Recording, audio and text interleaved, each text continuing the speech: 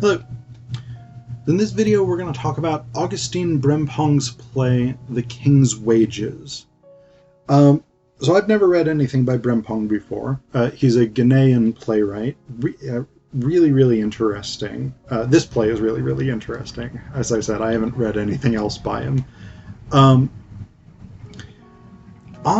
the back, in the description on the back, it says containing hints of political satire. That's the way the description starts. But I actually think this play is tragedy, like classical tragedy. There's definitely elements of satire in it, but it draws a lot on Greek tragedy, Roman tragedy to a certain extent, and Shakespearean tragedy. So the play starts out with Tano, who is an Akan god, and this to me is very much like the opening scene of Euripides' play The Trojan Women, because Tano comes out and he addresses the audience directly and sort of gives us context, gives us an explanation of what's going on. He's a water god like Poseidon, who starts the Trojan Women. And immediately from the beginning, from this opening speech, we have the evocation of these themes of fate, of tragedy, prophecy, and the capriciousness of the gods. Because Tano says, "From time to time I assume human form and walk among the inhabitants of the earth, offering succor to the good and meting out punishment to the bad.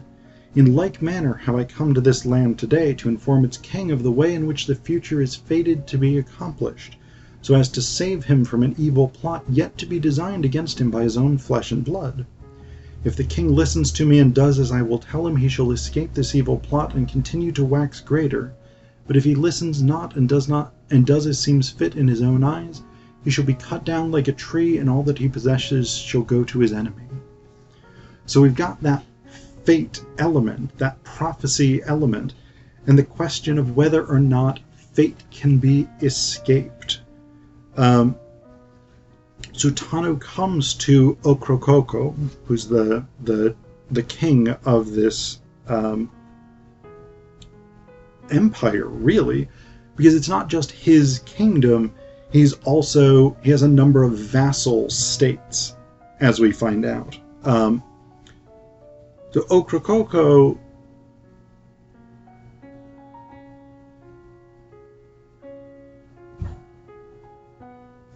Tano warns Ocracoko of what's going to happen. He warns him of this plot where someone close to the king will kill him with poison, specifically poisoned wine.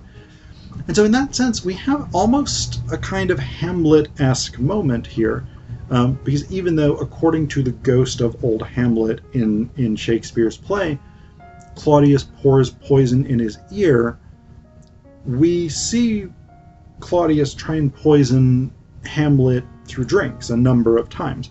So we've got that element of it. And Ocracoko is initially on board with this. Like, his first impulse seems to be like, oh, I should take precautions. Then he's like, I've had second thoughts. Are you a priest? And Tano, who's in disguise basically as a blind beggar, interestingly enough, blind beggar, there's your Tiresias. Tano says, no, I'm not a priest. Ocracoko asks if he's a soothsayer, asks if he's a witch doctor, someone who interprets the prognostications of future events, etc., etc. And Tano sort of denies all of this and basically just says, yeah, I'm just a poor beggar. The gods chose me seemingly at random to deliver you this message of your fate. And Ocracoko says, so Tanos says, does my king mean to insinuate that I have wearied his ears with a fabrication? And Ocracoko responds, "Oh, are you asking me? Yes, that is what I say, and that is the truth. I've seen through you, my friend. Do you think I was born yesterday? Do you think I am a saphead to believe this? What do you call it? Message of yours? You made this tale up that you could find favor in my sight." And this is exactly what happens in Oedipus the King. Oedipus is confronted with the truth repeatedly, and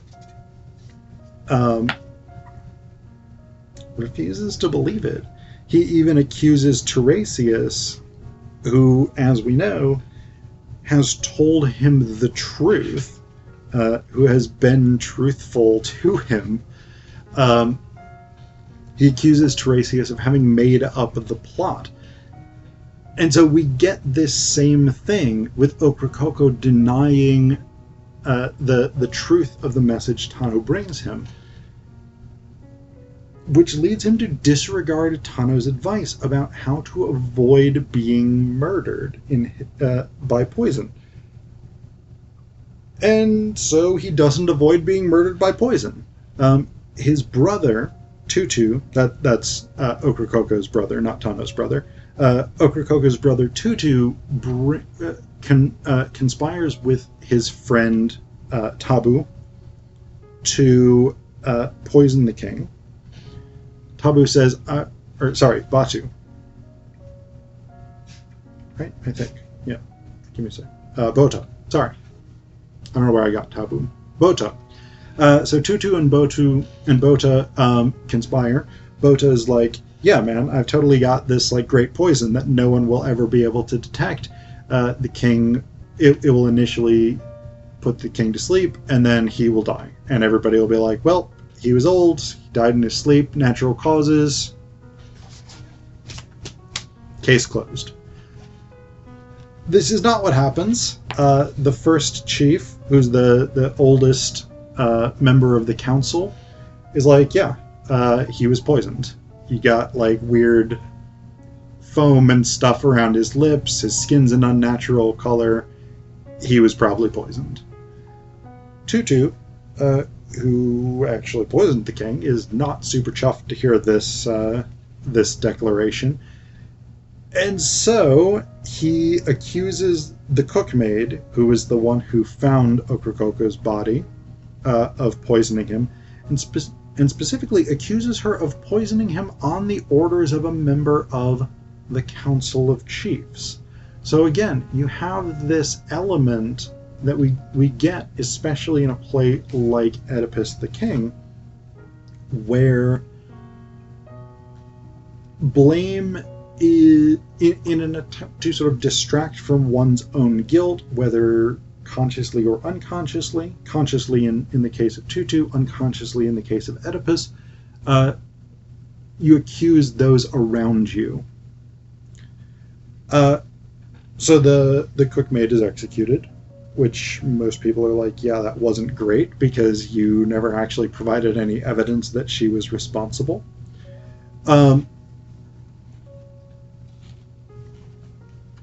And Tutu becomes the king, and he rules for a while, and things are okay.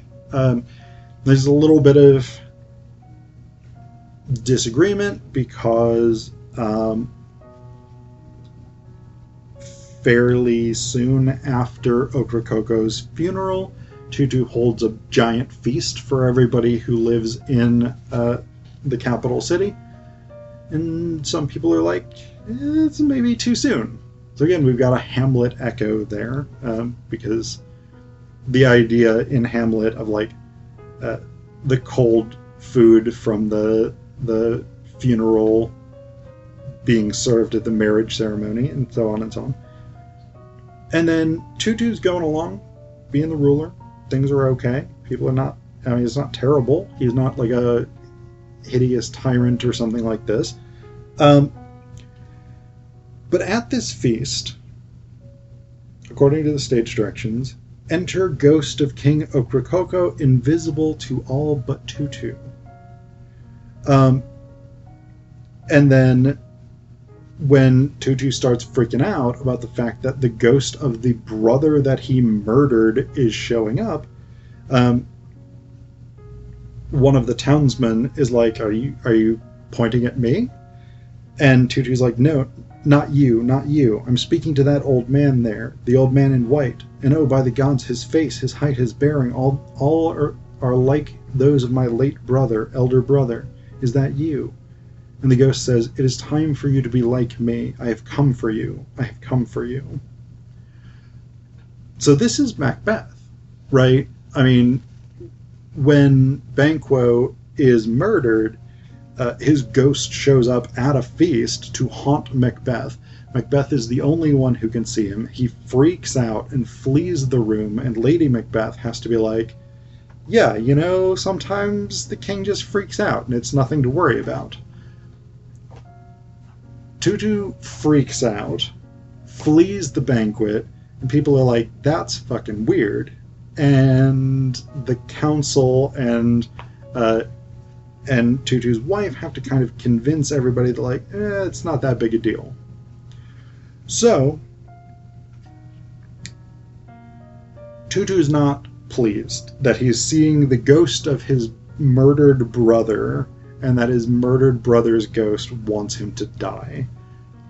Which is fair. I mean, if I were seeing the ghost of my murdered brother, I don't have a brother, by the way, and I've not murdered a brother, but if I were seeing the ghost of a brother that I had murdered, I'd probably be pretty unsettled as well. But anyway, Tano comes back in disguise as his own priest. Tano comes back as the priest of Tano, and basically goes to Tutu to be like, if you want to not be driven mad and then killed by this ghost, you have to have sex with your daughter and then, like, bury a white ram or something. The rest of the instructions don't really matter, because the crux of it is that he has to have sex with his daughter, which Tutu is not that keen on. I mean, it's incest, and he's several times like, that's incest, and I'm not really chill with this. But Tano's like, well, them's the breaks. That's what the gods want. Bota, very helpfully, more or less, comes back, and he's like, hey man, you should just have sex with your daughter. Because, yeah, it's incest, but, like, wouldn't it be worse for everybody if you didn't have sex with your daughter? I mean, you're the king, and if you went mad and then died, that'd be kind of bad for the whole kingdom. Plus, you know, you'd be making a widow of your wife, and you'd be depriving your daughter of her dad. So, you know, maybe just go for it. Plus, very helpfully, I've got essentially some roofies. Like, we'll just put them in some soup and get her to drink them, and then you can have sex with her and she'll never know. So Bota is an interesting figure. In a way, he's almost like Iago, in that he sort of drives Tutu to destruction through his own ambition. Like, Bota, the whole reason Bota is doing this is ultimately because he wants to become a chief. But he's not malicious. So in that sense, I guess he's not Iago. He's maybe more the maid from Seneca's version of Phaedra. Because in Seneca's version of Phaedra, the maid is basically like, yeah, Phaedra, you should just have sex with your son. It's not a big deal. So we've got that connection. So Bota convinces the king to do this, to have sex with his daughter. Tano, so this is the beginning of Act 3, the final act. At the beginning of each act, Tano returns and he gives more sort of context or updates on what's going on. At the beginning of Act 3, Tano comes in and he sort of reminds us of the fatedness of this. And he basically says, I've returned to tell him what he needed to do to escape, or I had returned to tell him what he needed to do to escape the punishment of his misdeeds, only to make sure that the very act by which he thought to save himself was the cause of his ruin. Now Tutu is at ease and about as happy as a mortal man can be, but that is destined to be short-lived. Because what Tano knows, and Tutu does not know, is that when Tutu had sex with his daughter, he impregnated her. So, bad day for everybody involved. His daughter, Ohana, does know that she's pregnant, and she knows that it's a huge problem because she has not gone through the puberty rites that sort of officially usher her into adult womanhood. And so she makes a prayer to the gods. Ohana asks that the man who deflowered her basically experience all these very specific misfortunes. And she's aware that it's quite possibly her father, because she says, "And now, gods, if my royal father, the man who begot me, is this same man I am cursing, then let this and even worse come upon him if he so much as sheds a tear on account of my death. Let him lose his sanity and his throne if he weeps and mourns me. Let him be a scavenger among his own people, and let men learn a lesson from his fall." Now that's a really interesting line there. Let men learn a lesson from his fall. Because this is essentially the idea of catharsis in some readings of Aristotle's Poetics. The idea of catharsis is sometimes seen as a sort of purging of negative social experiences.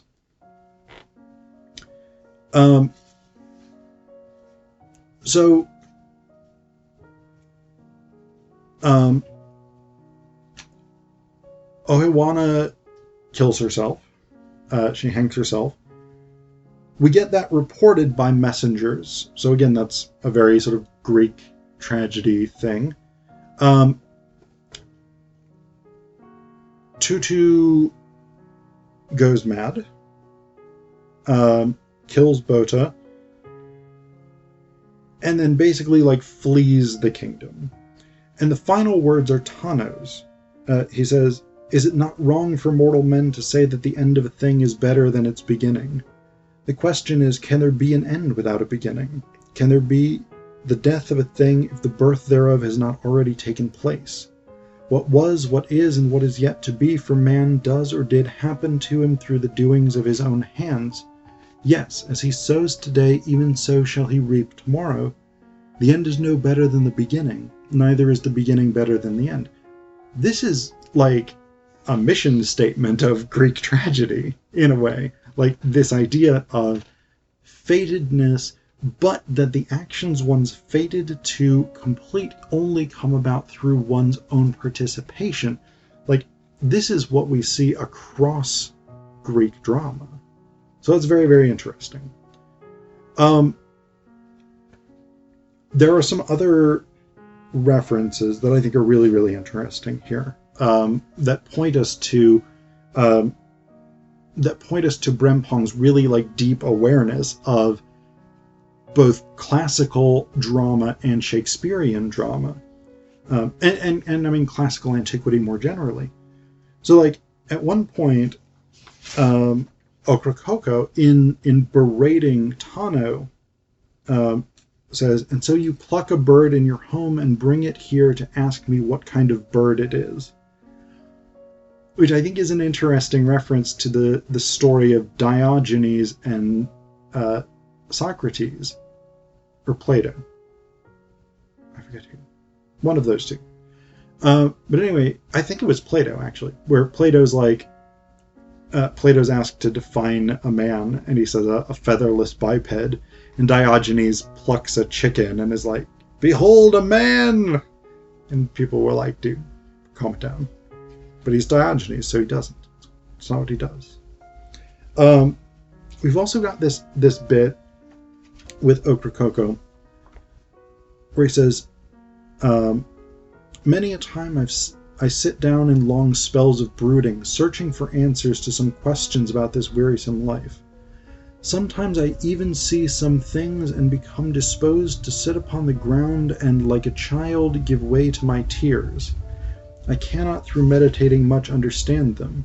Without controversy, they are matters beyond human comprehension. Diseases, disasters, decadence, death. We toil and toil and toil, and eventually lose all that we toil for because of death. Why? Why is death among us?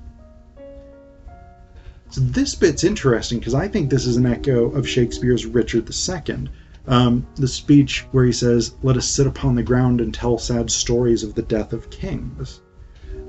This idea even of like, sometimes I even see some things and become disposed to sit upon the ground and like a child give way to my tears.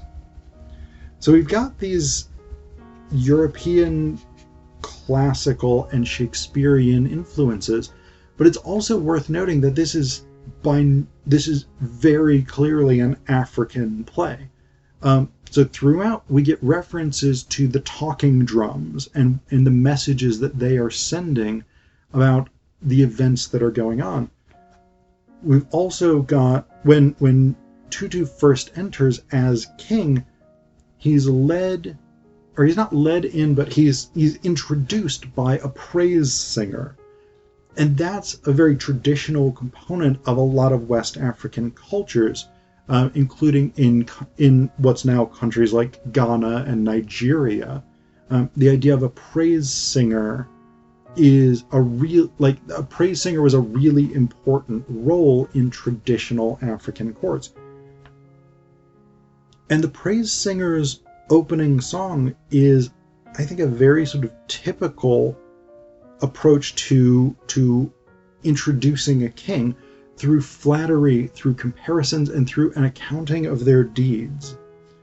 So the praise singer says, "Homage to you, dread lion, homage to you, slayer of pythons.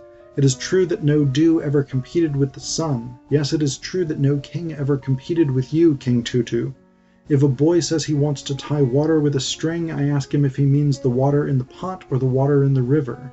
In the same way, if a man says he can defeat you, our king, I ask him if he means in his dream or in reality. Never compare a fly with an elephant. Never compare a king with our king. For our king is the mightiest of kings, yes, a king like no other. As a giant tree stands in the heart of the forest, even so stands he in the heart of our land, sheltering us shivering birds with his sturdy boughs, and giving eatables to the ones enfeebled with hunger." So this idea of the king as mighty warrior, as dominant creature, nature allusions, or nature analogies rather, and the idea of the king as benevolent protector of the people and the land, these are all very traditional elements of praise singers' introductions for rulers in West Africa. So again, as much as I think this is run through with classical and Shakespearean allusions and references and tropes, it's also very much an African play.